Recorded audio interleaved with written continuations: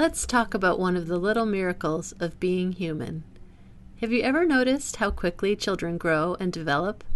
One day we have them nestled in our arms, and just a few months later, they're already crawling. During their first 3 years, children grow and develop more rapidly than at any other time of their lives.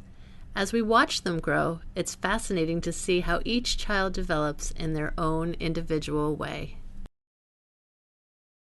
And at this stage in the life of a child, the parents and the environment that surrounds them play an important role in their social-emotional development. Interactions inside and outside of the home allow children to learn the customs, values, and language of their own culture. To help them along their individual paths, we need to understand how they develop.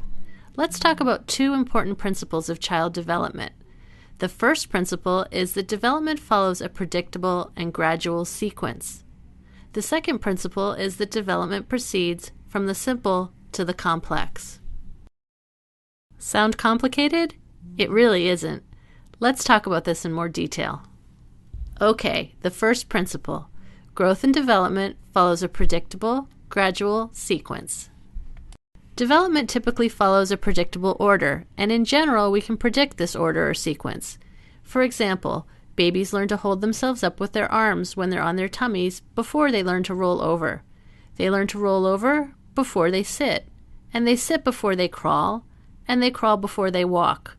All this development happens gradually, little by little. Every child's development doesn't follow the same rhythm, just like there are no 2 children who are exactly the same. Some children walk at a year and others at 18 months. Here we can see an 8-month-old who seems to prefer holding himself in a standing position than crawling. Babies show us their preferences at an early age. Every stage of the child's development is based on the one that comes before. Each skill is built on others. For example, let's look at gross motor skills. That's using the large muscles that help you move around. A baby begins to build and gain control of the muscles of their head and neck, and later they develop the muscles in their backs that allow them to turn from side to side while staying seated or pull themselves forward, and then control of their legs and arms to crawl and walk. Each step of development emerges from what came before. When we talk about child development, we often refer to different developmental domains or areas of development. These domains are physical development, growth and development of the body, social-emotional development, cognitive development, which is brain development and the ability to think and reason, and then language development. While each domain has a different name, it's important to remember that you really can't separate them from one another. They're all interrelated. For example, a baby begins to push a larger rolling toy because he's strengthened the muscles in his legs, but also because he understands that he can make something happen. In this case, physical and cognitive development are related. Development doesn't progress at the same rhythm or pace in all domains simultaneously. A 9-month-old child might crawl all over the place in an infant classroom, but not make many sounds while playing with other friends or adults. They're making great gains in the motor area while moving at a different pace in the language domain. Another same-age child might already be using the words dada, mama, no, but not be crawling. They're enjoying themselves just being seated.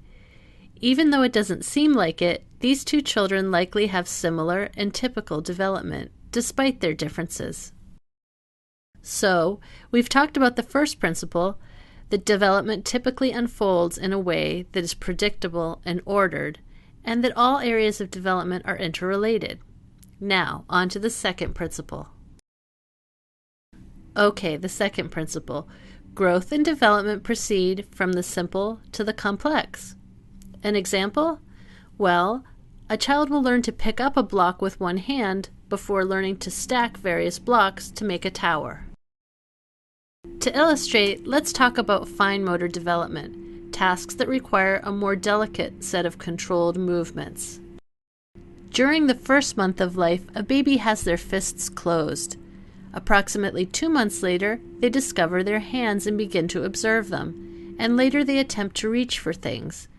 Later they use their hand and palm to pick things up, and eventually they bring things to their mouth. or pass them from one hand to another.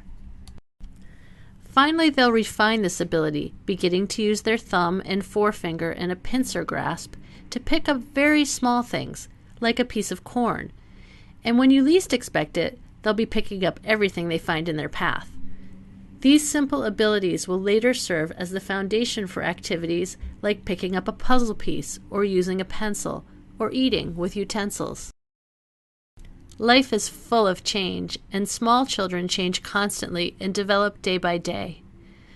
Typical development simply refers to what a majority of children do at an expected age. We can use the basic principles of child development to better understand what we can expect to see as a child develops, helping us to have reasonable expectations for each individual child. Remember, each child develops in their own way, and each baby is unique.